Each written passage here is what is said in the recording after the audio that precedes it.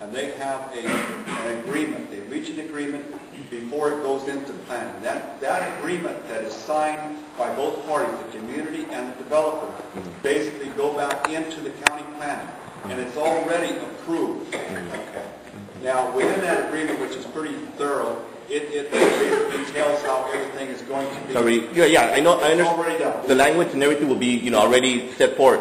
But I'm talking about the attracting the developers to come over here. It's not meant to attract the developer. It is meant to basically, when the developers do come and they make a proposition, we get together with them, and the community tries to say, look, we want to be partners in your. There you go. In your development, we want to help you out, and we want you to be a good neighbor in this thing, and also help us out as a community. Another thing, has any survey been conducted of what the community needs? Like, for example, asking the people, what do you want to see? You want to see a swimming pool? You want to see a recreation? Right in this meeting right here. Okay, and so you guys are planning to make some kind of survey, and then plus put in what kind of needs we have, like if it's school, and then putting prioritize it. I mean, sometimes you could put like different options. And as you go, and people are just walking around, you can put 1 through 10, or like, if it's like 10 lists, right? Yeah. And after you add them all up, it could be like, okay, you want clinicals, you want schools or better equipment or whatever, as an example. Then you. I myself took it upon myself since I got here. I heard it on I've actually been conducting a little survey. Everybody asked kids, I asked the seniors. I asked a few of the people that have stores here, what would be the priority as far as that they really want to see the city to grow into. And one of the biggest things is that what they really want is something for the kids. Okay. To start up something. Once they get the kids involved into this, they could start thinking about something else for the whole city. But right now what they're doing is because the kids, they want something for them. And it's more reasonable because it builds morale amongst the community. It makes the parents feel like want to get more involvement. They're scared. I mean, it's kind of like a rules of attraction. I would see it. Like if they're asking for something for the kids, right? You bring something for the kids. They're like, hey, there is hope. We have something for the kids. All right. Then you get more people getting involved and trying to come up with ideas. So. Exactly. And I heard someone say that there's the basketball courts on behalf of the school district. The basketball courts are open and a lot of kids do use them.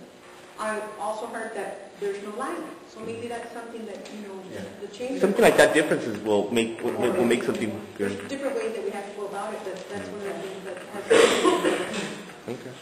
posting. There's lights they just haven't got the funding for them. They got the lights. And then who's going to pay the utility for those lights? Well, now this is another thing that you have to look at. These people are going to be here for 30 years. Okay, so what we want to do basically is get them to be a partner with us, because a lot of these things, if we build a skateboard park, is not the problem of building the skateboard park. It's basically, okay, who's going to pay for the liability insurance? Who's going to pay for these different things that we need? But one of the things that was brought up was maybe a fully funded like a manager, with certain qualifications, somebody to manage youth programs, somebody that can be staffed here. In looking at some of the agreements, some of them are like 5% of projects, and if this is $100 million, there's potentially significant monies available if we, and this is what we're working to formulate, put together a program that we're looking for. So when we're meeting with Los Angeles and Opti Solar tomorrow. We're going to introduce ourselves and the summary of this meeting, and get a feel for their receptiveness to participate in the community. Yeah. We basically want them, if we do something like this, we want them to be able to fund this thing over 30 years. If we get someone to run a youth and senior program, we want a fully funded, fully accredited person, and to cover the insurance and everything else, and have this person funded throughout the whole time. These people are going to be here for 30 years, and they're going to basically walk away with $1 billion out of the Sun's resources and the land that we have here. And there's no reason that we can't ask them for something reasonable. We don't want to be unreasonable. We want them to come in full agreement with us that they're going to help our community, and then they will receive our full support. Now this is what we need to have this community grow and be a better place to live, work, and play. That's basically what we want. Our vision is we want to be able to live, work, and play in a good place. And that's what we want for this community. And that's what we're trying to do. Culture and arts, I would think we should go there. Culture and arts, like for example, we want to put everything up here that you can think of. And then we will look at all these things and see basically, okay, we want this vision, and then we want these specific things of how we're going to get to this vision, okay, of a better community to live in. Skateboard, work and play. For the skateboard, I know that in this city will definitely qualify if you put the application for that grant. It's a grant to Tony Hawk Foundation. Yeah. Well, Tony Hawk Foundation. our first step right now is forming a vision that we're going to use tomorrow, meeting with Los Angeles, and also subsequent developers. But also, these grants, for instance, are something separate that we can follow with our vision. With the vision. Our first step is this vision that we're going to... Yeah, I'm just bringing out the name, like one of those, so you could, like, you know, 'cause, I mean, it seems like we're kind of like brainstorming about coming up with some ideas, right? Yes. Okay. Well, I mean, on the skateboard park, you know, Tony Hawk, it does help communities like that need help. For example, you guys want to do something for the kids, right? Tony Hawk Foundation is, if there's something proposed, they'll say, you know what? This city needs this, because exactly what you guys are doing right here is what they're looking for. They only fund cities that need help to attract, you know, to grow. Okay, yeah.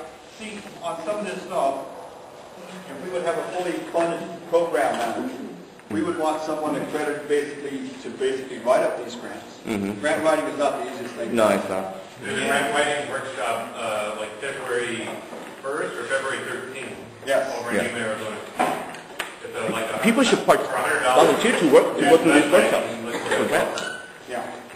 But if we have a fully funded manager, basically this person should take care of programs, grants, this sort of things that we need. I think these things are important because they may run $75,000 a year for this person. To maintenance. Okay, Betty has something to say.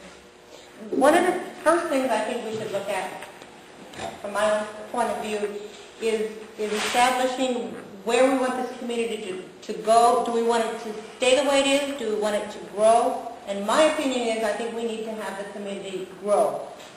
Maybe it doesn't need to be as big as Brawley or Calapac, but we have families, for example, me. My son is grown. He lives in San Diego. I think most of us have children who no longer live here. How do we attract young people here to the community so that the school stays open, so that we do have youth that stays in the community and keeps it a viable community?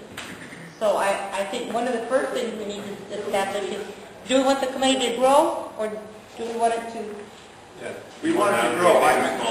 Okay, there's been a new member to the community over here, Mr. Val.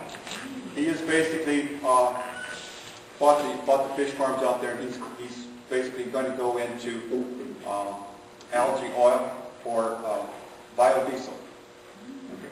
Wants to do a processing plant. He wants to be a part of this community. Okay? I think part of what we want is, like I said, we want a place that we can live, work, and play. Okay? These are the things that we're aiming at. That's the vision that we have. In all these things, if we provide a good place to work, play, these people will move into the community. And that's what we're striving to. That's basically our vision of what we want. Now, how we're going to get there is going to depend on what you people give us to say, this is what the community wants. Okay. There's another comment. We'll just keep those going.